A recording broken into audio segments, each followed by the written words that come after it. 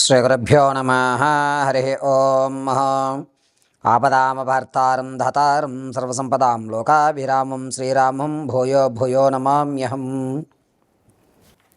శ్రీగురుభ్యో నమ. హరి ఓం. ఈ 9వ తారీఖు జూన్ నుంచి జూలై 3వ తారీఖు వరకు కూడా గురుడు శుక్రగ్రహాలు కలయిక వల్ల మేషం నుంచి మొదలుకొని మీనరాశి వరకు కూడా జరిగేటువంటి ఫలితాలు ఈ విధంగా ఉండబోతున్నాయి.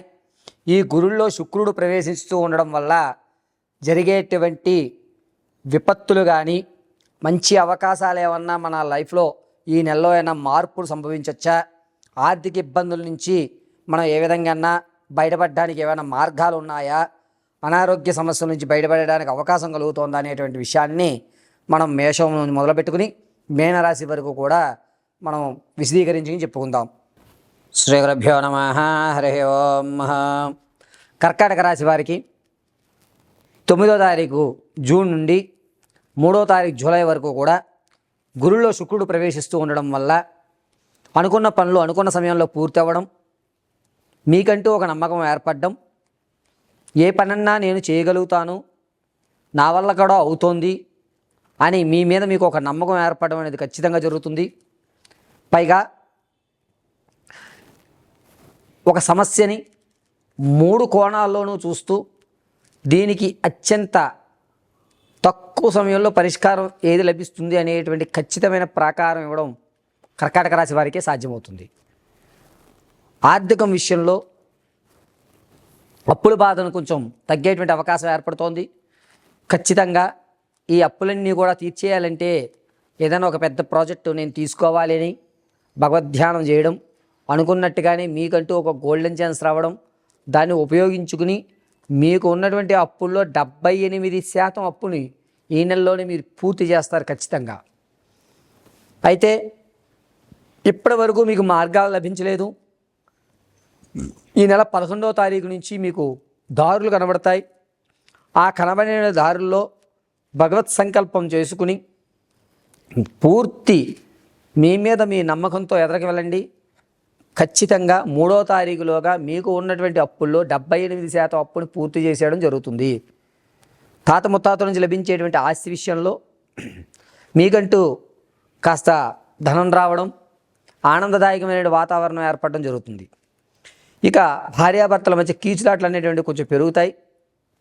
మానసికంగా కొంచెం దూరం అవుతూ ఉంటారు.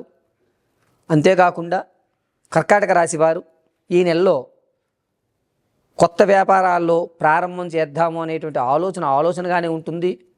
ఇతరులకు సలహా ఇవ్వడం, వారి వ్యాపార అభివృద్ధికి తోడ్పడమే తప్ప మీ వ్యాపార అభివృద్ధికి కావలసినటువంటి ముడిసరుకులు కానీ, ఆలోచన కానీ, మీ వ్యాపారాన్ని ఏ విధంగా డెవలప్ చేద్దాం అనేటువంటి విషయాన్ని కానీ చాలా తక్కువ శాతం ఆలోచించి పక్క వాళ్ళ కోసం ఎక్కువ శాతం కష్టపడుతూ ఉంటారు.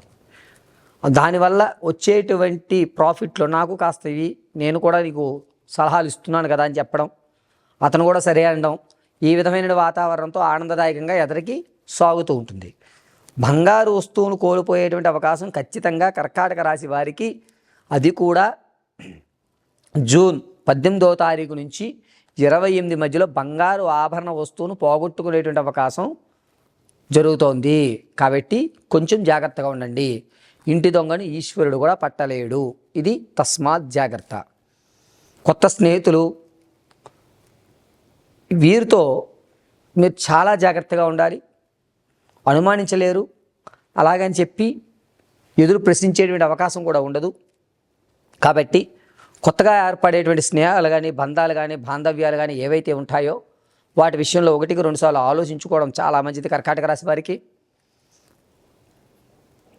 వ్యాపారాన్ని స్థానభ్రంశం చెందించేటువంటి అవకాశం ఏర్పడుతోంది. ఒక చోట నుంచి మరో చోటకి అది వాస్తు లేదనో, లేకపోతే ఎప్పటి నుంచో ఇక్కడే ఉంటున్నాం కదా, మారితే మనకి జీవితంలో ఏమైనా మార్పులు లభిస్తాయేమో అని చెప్పి ఖచ్చితంగా మీ యొక్క వ్యాపార స్థలాన్నో లేకపోతే ఉన్నటువంటి ఇంటినో మీరు మారేటువంటి అవకాశం, స్థానచలనం చెందేటువంటి అవకాశం ఎక్కువగా గోచరిస్తోంది.